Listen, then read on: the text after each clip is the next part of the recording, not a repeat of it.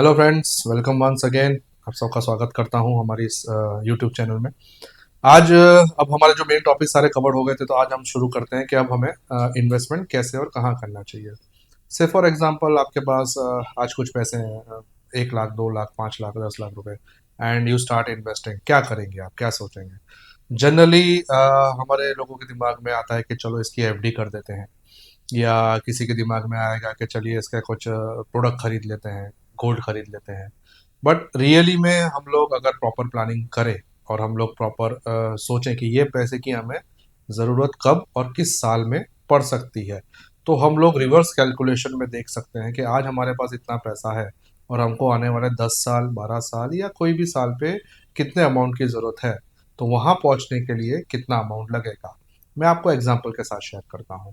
अगर आपके घर में कोई प्लानिंग है कि 10 साल में हमें 10 लाख रुपए चाहिए, 12वें साल में हमें 15 लाख चाहिए और 15वें साल में हमको 25 लाख रुपए की ज़रूरत पड़ेगी। ये तीन हमारे फिक्स खर्चे हैं जो आने ही वाले हैं, और इनकी अमाउंट इतनी है, 10 है, 15 है, 12 है, 25 है, वॉट एवर है। तो उसके हिसाब से आज आप कितना पैसा इन्वेस्ट करें, ये आज से कितना इन्वेस्ट करें, तो उस समय उस मौके पे वो पैसा आपको उतना मिल जाए। तो ये हम लोग रिवर्स कैलकुलेशन बोलते हैं, जिसमें कि आप अपना इन्फ्लेशन ऐड करके अपनी प्लानिंग कर सकते हैं। तो जब भी आपके पास एक अमाउंट इकट्ठी हो रही है, तो अपने गोल को उसको अटैच करना शुरू करें। आप इसको हमने जो भी इंस्ट्रूमेंट्स बताए हुए हैं आपको, जैसे कि एफडी है, आपके म्यूचुअल फंड्स हैं, आपके पोस्टल सेविंग स्कीम्स हैं, फिर आपके और भी जो भी इंस्ट्रूमेंट्स हैं, आप उसके अंदर इन्वेस्ट कर सकते हैं। मैं आपको आज म्यूचुअल फंड का एग्जांपल बताता हूँ। अगर आपके पास कुछ पैसे हैं और आपने म्यूचुअल फंड्स के अंदर इन्वेस्ट करे हैं, तो आप समझ सकते हैं कि म्यूचुअल फंड एक ऐसा इंस्ट्रूमेंट है जो इन्फ्लेशन को अच्छी तरीके से बीट कर देता है। यानी अगर हमारा भारत देश का इन्फ्लेशन 6% के आसपास इस समय चल रहा है, तो हमारा जो रिटर्न है वो अराउंड 12% के आसपास होगा। म्यूचुअल फंड का जो रिटर्न्स हैं वो जनरली डिपेंड करते हैं कि हमारा देश का जीडीपी कितना है और इन्फ्लेशन कितना है। हमारा जीडीपी इस समय 7% है और इन्फ्लेशन 6% है। यानी मोटा मोटा दोनों को ऐड करेंगे तो 13% का हिसाब बैठता है। इसलिए मैंने आपको बताया कि म्यूचुअल फंड आपको ऑन एन एवरेज 12% का रिटर्न देने की क्षमता रखता है आने वाले सालों में। तो अगर आप अपने पैसे को इस तरह से इन्वेस्ट करें कि आपको 12% के हिसाब से सालाना उसके अंदर इंटरेस्ट या ग्रोथ मिलती रहे, तो आपका जो गोल है वो उस हिसाब से उसके अंदर सेट हो जाएगा। दूसरी चीज़ इसमें हमें ध्यान रखनी है कि हमारे पास इतना पैसा है, और जनरली हम लोग सेविंग्स या इन्वेस्टमेंट हमारे सराउंडिंग के हिसाब से करते हैं। यानी हमारी दोस्ती यारी में या रिश्तेदारों में जो सलाह दे दी, या हमने देखा कि उसने ये इन्वेस्टमेंट किया था और वो इतना कामयाब हो गया, तो हम भी कहीं ना कहीं वो चीज़ फॉलो करने को चाहते हैं या फॉलो करने जाते हैं, जो कि बिल्कुल गलत है। देखिए, हर आदमी की एक रिस्क टेकिंग कैपेसिटी अलग है, हर आदमी का गोल्स अलग है, हर आदमी का कैश फ्लो अलग है। यानी कोई आज महीने के लाख बचा रहा है, तो किसी को 10,000 बचाने में भी मुश्किल हो रही है, और कोई 5 लाख भी बचा लेता है। तो हर आदमी की कैपेसिटी अलग है। इवन सेम कैपेसिटी होने के बावजूद भी आपको उसको फॉलो नहीं करना चाहिए।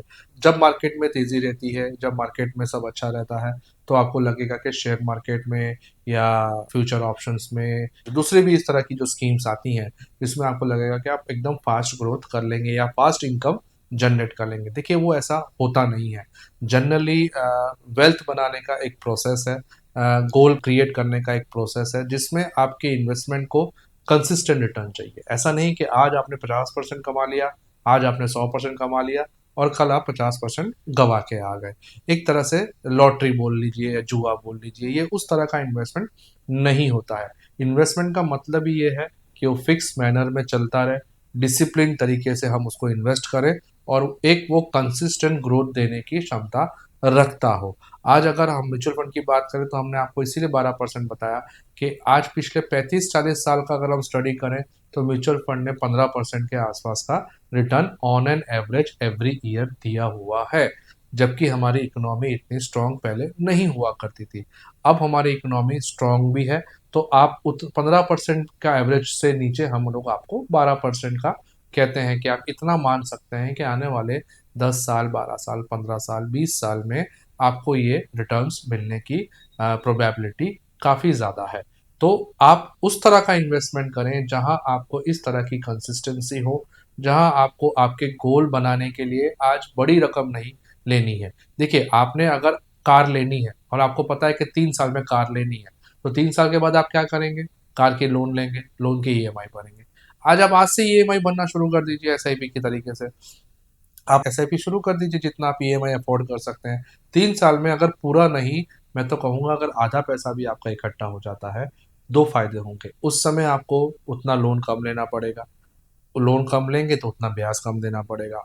और सबसे बड़ी बात, आप क्योंकि 3 साल से वो ईएमआई भर रहे थे, आपने अपने रूटीन को, अपने बजट को उस हिसाब से सेट किया हुआ था। तो 3 साल के बाद जब आप लोन लेंगे तो आपको कुछ भी फाइनेंशियल बर्डन फील नहीं होगा, क्योंकि आपकी लाइफ उतने अमाउंट के साथ सेट हुई हुई थी।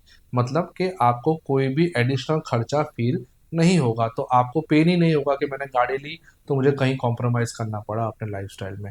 तो इन्वेस्टमेंट भी इसी तरह से है कि आपने जो 10 साल के बाद का गोल लिया हुआ है, उस समय अगर आपका वो गोल कुछ अमाउंट से कम भी रह जाता है, या आप शुरुआत कर रहे हैं, आपने मान लेते हैं 10,000 की एसआईपी ज़रूरत है और आप 5,000 की एसआईपी से आपने शुरुआत करी, तो आप अगर पूरा गोल भी अचीव नहीं कर पाए तो 50% तो कर पाएंगे। तो कहने का ये मतलब है कि कितनी बार हम इन्वेस्टमेंट इसीलिए नहीं करते कि हमको लगता है कि हमारे पास सफिशिएंट अमाउंट नहीं है वो गोल तक पहुंचने के लिए। पर मेरा ये कहना है कि उतना अमाउंट नहीं है, अगर 50% भी है, 30% भी है, तो आप एक बार शुरुआत करिए, क्योंकि आने वाले 10 सालों में आपकी इनकम बढ़ेगी। आप उस गोल को धीरे धीरे धीरे धीरे बढ़ा सकते हैं। अल्टीमेटली अगर 10 साल बाद आपको 50 लाख की ज़रूरत है और आप 35, 30, 25 भी इकट्ठे कर पाए, तो वो भी आपको बहुत ज़्यादा हेल्प उस समय करेगा, क्योंकि आपके ऊपर एकदम सडन बर्डन नहीं आएगा और उतनी अमाउंट का आपको यहाँ पे लीवरेज रहेगा। सो इन्वेस्टमेंट का बेसिक रूल यही है कि आप उसको एक गोल असाइन कर दीजिए, एक टाइम असाइन कर दीजिए, कितना आपको कितना किस समय में चाहिए। तो उससे आपकी प्लानिंग ईज़ी हो जाएगी। दूसरा, आपका पैसा इधर-उधर डाइवर्ट नहीं होगा। अगर आप कहीं और छोटे इंस्ट्रूमेंट में कर दें कि चलो अभी कुछ हमें आइडिया नहीं आ रहा है, तो हम इस जगह पैसा लगा देते हैं। वहाँ रिटर्न्स भी कम रहेंगे और हो सकता है उस पे आपको टैक्सेशन भी लगे। तो अपने गोल को, अपने अमाउंट को असाइन करें। उस अमाउंट से उस गोल के जितना नज़दीक पहुँच सकते हैं, पहुँचने का ट्राई करें। तो इन्वेस्टमेंट का बेसिक थंब रूल यही है। और इस पे विस्तृत जानकारी अगले वीडियो से आगे हम लोग शेयर करते जाएंगे। वन टू वन नए नए प्रोडक्ट्स पे भी बात करेंगे। आपको ये वीडियो कैसे लगा ज़रूर बताइएगा, हमें लाइक सब्सक्राइब ज़रूर करिएगा। और आपको कुछ जानना है या आपको कुछ टॉपिक्स कवर करने हैं, तो भी आप हमें मेंशन कर सकते हैं कि आप ये टॉपिक पे और जानकारी चाहते हैं या इस प्रोडक्ट पे आपको कुछ जानकारी चाहिए, तो हम खुशी खुशी वो टॉपिक भी कवर करेंगे। Thank you for giving your time.